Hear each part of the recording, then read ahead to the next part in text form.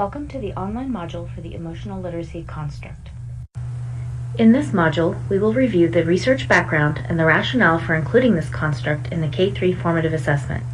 Then we will discuss the assessment materials for this construct, which include the progression itself with examples of skills, as well as the assessment means form.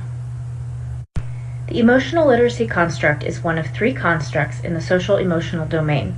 In this construct progression, emotional literacy involves the initial awareness of emotions, identification of emotions in self and others, being able to identify the cause and effect of emotions, and making inferences about emotions using contextual information.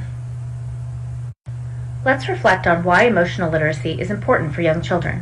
How would you feel, and how would you appear to others if you could not adequately express your emotions, or interpret your peers' facial expressions? What if you could not understand that others might feel different than you? Or what if you could not complete an assignment because you had difficulty imagining how a story character might feel? There are likely to be both social and academic consequences when you can't communicate or understand emotions in your environment. Emotional literacy is related to both social and academic success, as well as other emotional competencies that can also impact social and academic functioning. Emotional literacy promotes social success by helping children to establish quality relationships and engaging in prosocial behavior. Emotional literacy has also been found to be related to achievement in other domains, such as language and literacy, reasoning, and mathematical thinking. Emotional literacy is also related to other aspects of emotional competence that are known to be strongly related to social and academic functioning, specifically emotion regulation. Being able to discuss and attend to emotional information can help a child better understand and control their own emotions and behavior. Essentially, emotional literacy is critical to social interaction, regardless of whether it's on the playground or during academic activities, such as working in pairs in a science lab. Children need to be able to understand and use emotion information in the environment to navigate what to do, say, and express. There are two important phrases used in this construct progression and materials. Emotion experience refers to both the internal and the external experience or expression of an emotion. In other words, it could be the facial expression that we see, bodily cues such as jumping up and down and excited, or emotions we infer that people are feeling on the inside, even if they aren't showing it on the outside. Social context refers to the expectations in the environment, such as formal rules, social norms, local norms, culture, and tradition. Social context is relevant to the skills in the latter part of the construct progression. This is what the emotional literacy construct progression looks like as found in your binder of teacher assessment materials. In the first understanding, children understand that emotions may be experienced in their bodies and expressed in their behaviors. These first two skills, A and B, are about the general awareness of emotion. Skill A. Children express verbally or behaviorally a range of emotions. This skill is meant to capture the most basic form of emotional literacy, being able to express emotions in order to convey meaning. Children at this skill may or may not be expressing emotions with the conscious intent to obtain something. You will want to look at the child's facial expression, tone of voice, or bodily expression to determine if he or she is at this skill. There is no need to interact with the child to determine this skill. It is purely observation-based. The examples for this skill depict children expressing emotion to convey meaning. The first example is a child, Claire, laughing with another student, and the second example is Claire making a face and using tone to express that she doesn't like her art project. In order to confidently place Claire at skill A, an observer would want to be sure that Claire is not at the next skill or beyond.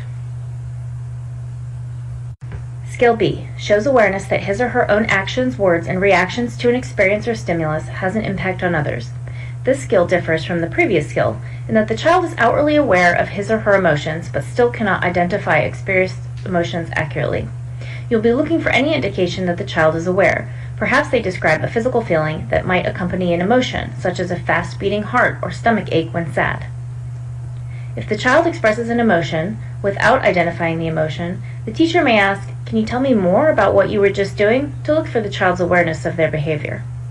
In the first example for skill B, Holly and her class are researching reptiles on the computer when Holly sees a picture of a snake.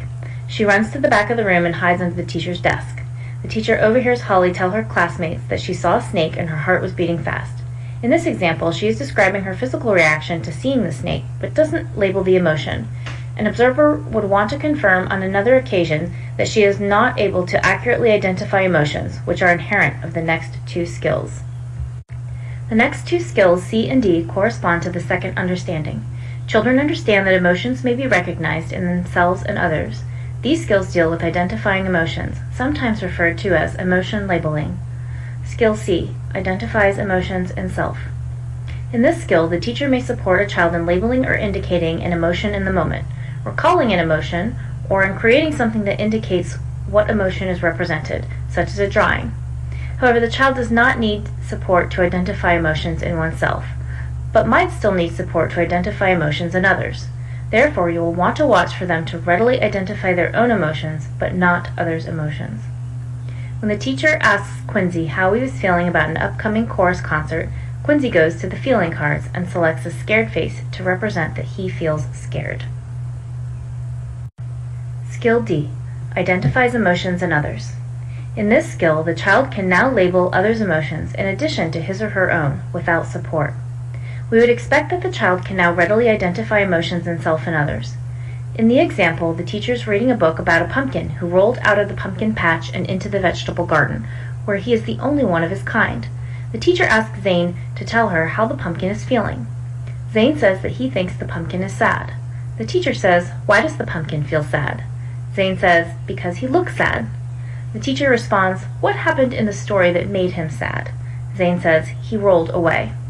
In this example, Zane is only able to say how the pumpkin felt because of the way he looked. After prompting, he says that the pumpkin rolled away, but still isn't really identifying the cause of the emotion. It is important to remember that even very young children will be able to identify one or two emotions, particularly with support. In order to be confidently placed at C or D, children will need to be able to consistently identify emotions in self and others without support. For children in grades kindergarten through third grade, we expect that they will be able to identify basic emotions such as happy, sad, mad, and scared. They might be able to identify more complex emotions such as guilt, shame, embarrassment, and pride, but should not be prevented from being placed at these skills if they do not. Understanding these emotions will develop as children's emotional literacy and vocabulary expand. Skills E and F correspond to the third understanding. Children understand that emotions have causes and effects and that people may feel and respond differently to events in similar contexts. Skill E indicates a response to an event can include one or more emotions, including conflicting emotions, within themselves or another person. We return to the example where the teacher is reading a book about a pumpkin who rolled out of the pumpkin patch and into the vegetable garden, where he is the only one of his kind. The teacher asks Esmeralda to tell her how the pumpkin feels and why. Esmeralda responds by saying, "The pumpkin is sad because he rolled out of the pumpkin patch and misses his friends." In contrast to the child in the previous example, Esmeralda is connecting the sad emotion to the event that is making him miss his friends. For this skill, the teacher should look for the child to make a connection between an event and the emotions. Before reaching this skill, children may have some ability to identify why people feel certain ways, but these will be relatively simple and stereotypical kinds of knowledge, such as knowing that people feel happy when it's their birthday. What the child cannot do is consistently link specific events to a given emotion, nor will they be able to identify different or conflicting emotions occurring in oneself or others as the result of an event. To gauge children's understanding of causes of emotion, children might want to try probing about neutral events that could cause a variety of emotions, such as riding a bike for the first time, moving to a new house, or being a finalist in a spelling bee. Skill F indicates the same event can cause different people to experience different emotions.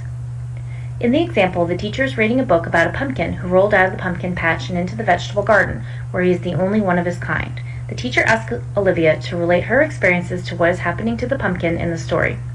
Olivia says she would be happy to be the only pumpkin because being one of a kind is a good thing. She then says, but not everyone would be happy. Some kids would be lonely and feel sad that there was no one else like them. In this example, Olivia is able to identify how she would feel, but recognizes that others might feel differently than her. Skills that correspond to the fourth understanding require the child to have some knowledge of the social context and be able to use that information to interpret emotions in the environment around them. Understanding 4. Children understand that the interpretation of others' emotion expression and experience requires knowledge of the social context and of others' intentions. Skill G indicates knowledge of how the social context relates to his or her own and others' emotional experience. A child demonstrates this skill by using information observed in the social context and making inferences about others' internal experiences. Kelly's class attended a presentation of Jack and the Beanstalk in the multi-purpose room. Kelly notices that her friend Nathan is jumping and squealing in anticipation of the event. As they found their seats, Kelly turned to Nathan, advising, "You'll need to keep quiet and still during the performance." Nathan says, "But why? I'm so excited to watch." Kelly says, "Because it's rude to talk during a performance, and everyone around us is starting to get mad. When it's over, you can make noise when we're clapping." Nathan says, "Okay, I'll be happy on the inside while the play is going on." The friends enjoyed the performance, and they both clapped wildly at the end. Skill H interprets the emotional experience of others using the social context. In the example, the focal child Cody notices that her peer Jaden looks mad when he was not picked to play on the team that his friends were on. She says to her friend, "I know he likes the game, but he always gets mad when his friends are on the other team." For this example, Cody knows that Jaden likes the game, but also knows that his friends are on the other team, and can deduce that he is mad because of not only how he looks, but past experiences. She is triangulating multiple pieces of information in her environment to understand what is happening.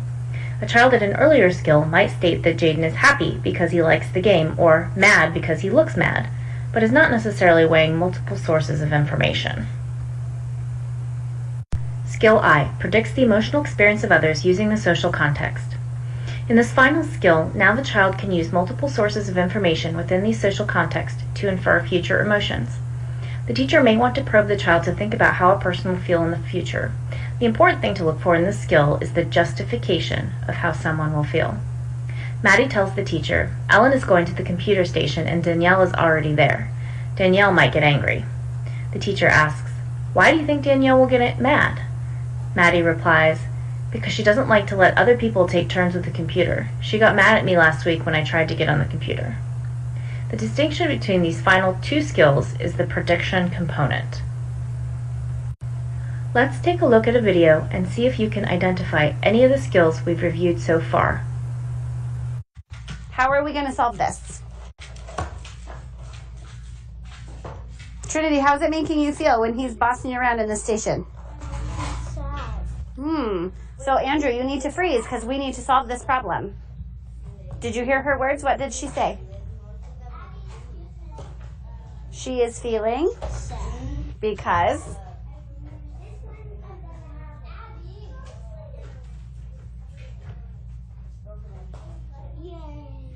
help him out. I'm feeling sad because I'm feeling sad because you're acting like you're the boss of the station. Okay, so how can we solve this? Go find a station. This is not your business. By letting four people play. Yeah, that's fine. The job that I was here earlier with, that was what I was controlling. But now here, this is a four-friend job. So what can you do that might make her heart feel better? What else could you do? I think there's some words that might be helpful here. Sorry? Oh, okay. Well, don't tell me. Pull it out and give her a good sentence. I am. Look at her, not me. You need to be paying attention to him if he's giving you words. I'm saying because I've mentioned it. Excellent. In this video, you may have noticed that Andrew was not able to identify Trinity's emotion without assistance from the teacher, which means he's likely at skill C, which is being able to identify the emotions in oneself. But the teacher would need to confirm this with additional observations. Trinity, however, is able to identify how she feels and provide a justification. In other words, she's able to provide the cause and effect of her own emotion. You may have also noticed the teacher doing what we consider instruction in emotion, by encouraging emotion identification, problem solving, and by asking Andrew to offer an apology to Trinity, which is a prosocial behavior. Let's now take a look at some of the supporting materials for the emotional literacy construct.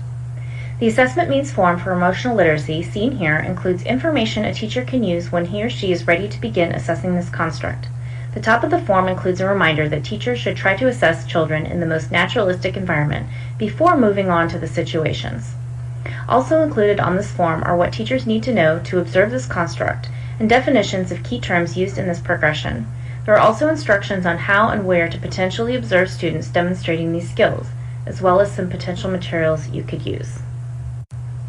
The next page of the assessment means form includes reminders about how to record evidence and place children on the progression, as well as specific observation instructions. This part of the assessment means form includes examples taken directly from the construct progression, as well as skill level teacher instructions and reminders. This table can serve as a quick reference for teachers of the skills in this progression and corresponding examples without having to refer back to the construct progression document. There are 3 situations that correspond to the emotional literacy second, third, and fourth understandings. Here is an example of what this looks like in the assessment means form. There is a description of the situation created for this construct, instructions for the teachers, and a list of materials and reminders a teacher can use during the activity. Let's take a high-level look at the 3 situations that correspond to the emotional literacy second, third, and fourth understandings. Situation number 1. Determine the extent the child can identify emotions in self and/or others. As opposed to skills later in the progression, the child does not need to be able to identify why an emotion occurred or why they would feel a certain way if they experienced a particular event. Situation number 2. Determine the extent the child can identify cause of emotion and conflicting emotions within and between individuals. During the activity, the teacher observes the child's ability to identify a specific event that caused an emotion, as opposed to being able to simply label an expressed emotion in oneself or another person.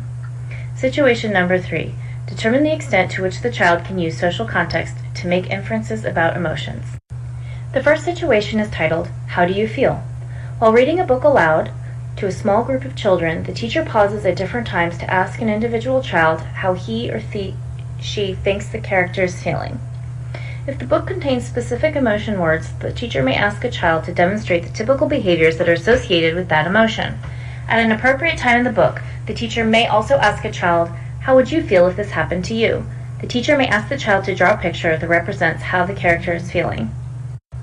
The second situation is titled, Why do you feel?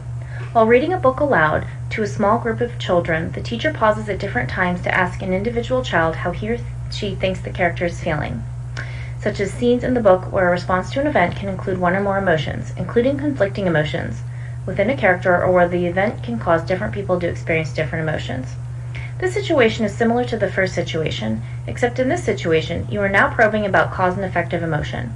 Many children will already be able to describe cause and effect of emotion in kindergarten and beyond, and therefore may be appropriate to begin with this situation rather than the first situation. The third situation is titled Feelings and Social Context. After reading a passage, watching a video, or listening to a read aloud, the child is asked to interpret a character's emotional expression and experience within the social context, and/or predict a future emotional expression and experience. For this situation, the teacher uses literature in which the children can identify with the characters and the emotions they express and experience, such as the book Charlotte's Web. At the beginning of the activity, the teacher sets up the purpose for the reading to inform children of what to be listening and looking for in the text.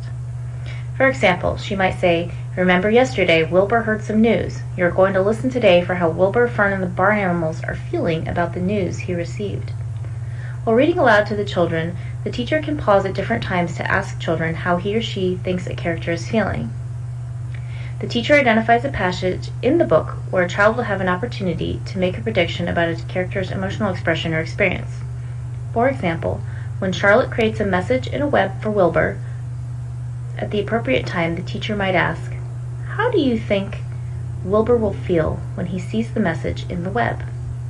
At an appropriate time in the book, the teacher may also ask a child, How would you feel if this happened to you? You want to be looking for justification in their responses. We cover how teachers can document their evidence for each construct progression on documentation forms and in the platform in a separate module.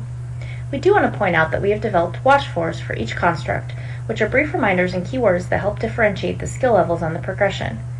These can be found on the documentation forms as shown here. Emotional literacy is a critical component of relating to and interacting with peers, and is important for academic outcomes as well.